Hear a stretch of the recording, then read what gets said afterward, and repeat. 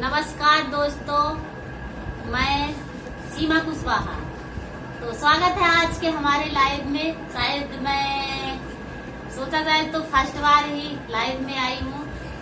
तो आज मैं आप लोगों से दो मुख्य इम्पोर्टेंट बात बताना चाहती हूँ कि पहला, पिता और पुत्र का प्रेम यानी रिश्ता कैसा होना चाहिए आज का समाज देखते हुए, और दूसरी बात करेंगे कि मतलब यूट्यूब पर जाकर @शिवानी गुरुकुल सर्च करिएगा और आप अपने बच्चों को इस चैनल पर जाकर अपने बच्चों को इसकी वीडियो दिखा सकते हैं, जिससे आपके बच्चे धर्म और संस्कार का ज्ञान सीख जाएंगे। तथा इसमें डेली का रूटीन की बच्चों को सुबह उठकर क्या करना है, क्या नहीं करना है, आपके बच्चे सुबह उठकर क्या करें, पूजा कैसे करें, किस मंत्र का उपयोग करें, बहुत सारी जानकारी इसमें दी गई है। तो आप अपने बच्चों को इस चैनल पर जाकर उनको दिखा सकते हैं तथा उनका मोटिवेशन भी बढ़ा सकते हैं। आप कार्टून दिखाने के अलावा आप इस चैनल पर जाकर और अपने बच्चों को जरूर दिखाएं, जिससे कहीं ना कहीं आपके बच्चे भी सीखेंगे और आज का समाज जो है वो बहुत ही तरक्की करेगा सोचा जाए तो आप लोग अपने बच्चों को अवश्य सिखाएं। और दूसरी बात जो मैंने पहली बात बोली थी कि पिता और पुत्र का प्रेम कैसा होना चाहिए आज का समाज देखते हुए, तो पिता और पुत्र का जो प्रेम है वो श्री रामचंद्र जी और उनके पिता दशरथ जी जैसा होना चाहिए सोचा जाए तो। और हालांकि वो अपनी अपनी सोच है, पर हमारी जो राय है हम आप लोगों से शेयर करना चाहते हैं कि पिता और पुत्र का प्रेम श्री रामचंद्र जी और दशरथ जी जैसा होना चाहिए। जैसे उन्होंने दशरथ जी अपने पुत्र को यानी कि डायरेक्ट पुत्र से नहीं बोला था, मतलब दशरथ जी अपनी पत्नी से बोले थे कि श्री रामचंद्र जी को 14 वर्ष वनवास जाना पड़ेगा। पर श्री रामचंद्र जी ने जैसे उनकी माता जी श्री रामचंद्र जी से बताई, तो श्री रामचंद्र जी क्या किए थे कि उन्होंने कोई सवाल जवाब नहीं किया था और वो जाने के लिए तैयार हो गए थे वनवास 14 वर्ष। और इधर बात करें आज के समाज की, तो आज के समाज में ऐसा है कि पिता बेटे को कुछ बोलता है तो बेटा इग्नोर कर देता है और पिता की बात नहीं मानता है। वो ज्यादा होगा तो पिता से लड़ने लगता है कि नहीं ऐसा नहीं है ऐसा।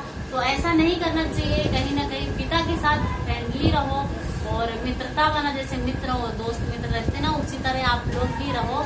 और पिता जैसे सोचा जाए तो पिता एजेड हो जाते हैं, किसी किसी के माता पिता जो बुजुर्ग रहते हैं उनकी जो सोच होती है वो बच्चों जैसे हो जाती है कि नहीं ऐसा करना है तो करना है। फिर दूसरी थोड़ा टाइम होगा 2-4 मिनट, फिर ऐसा कर लो, फिर 2-4 मिनट होगा, फिर ऐसा कर लो। मतलब उनकी जो सोच होती है बच्चों जैसे बच्चे किसी चीज की जिद लगा लेते हैं। तो ऐसे जो एजेड लोग हो जाते हैं तो उनकी भी जो सोच है ऐसे हो जाती है कि नहीं ऐसा कर दो। तो कुछ लोग ऐसे होते हैं कि अपने माता पिता को चिल्लाने लगते हैं कि अभी मैंने सुन लिया था ना, एक बार बोल दिया, बार बार क्यों बोल रहे हो। तो ऐसा नहीं करना है, थोड़ा सा फ्रेंडली रखो और जितनी बार वो बोले उतनी बार हाँ करो। और बाद में हालांकि अपनी मर्जी का भी कर सकते हो, ऐसा नहीं है, पर उनका भी दिल न दुखे और आपका काम भी हो जाए, ऐसा काम आप लोगों को करना चाहिए। तो आप लोग फ्रेंडली बनाकर रह सकते हैं और बहुत कुछ रामायण से भी सीख मिलती है, इसलिए रामायण को भी सभी लोगों को अवश्य पढ़नी चाहिए। और सोचा जाए तो आप अपने बच्चों को यदि धर्म और संस्कार का ज्ञान देंगे तो आगे का समाज बहुत ही बेहतर जाएगा और रहेगा। तो आप